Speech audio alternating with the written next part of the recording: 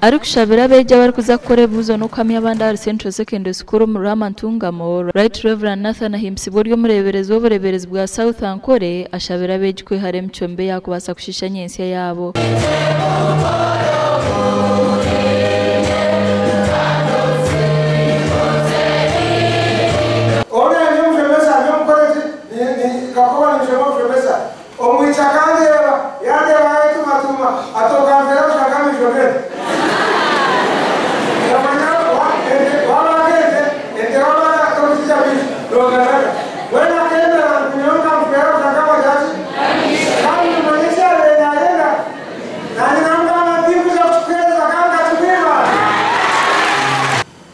Kuchana chijyaha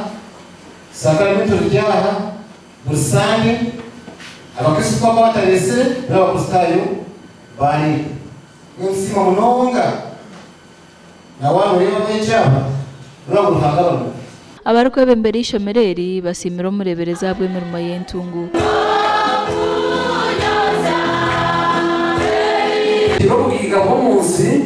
watwegeso kwimwa mwanyi muchure yategeso kuhinga okurisa yaga yato mudonjo bwigo utusima abaye bashaka ngongera akakushaba hano ntamushangira ajya tugonga bishop we ntango turatungamo bishop numureba umumure bagahijere natambura mutagumira abashaba bishop ya marawo ngazikora Di Anita Tukunda ngazikora ai kama nida marawo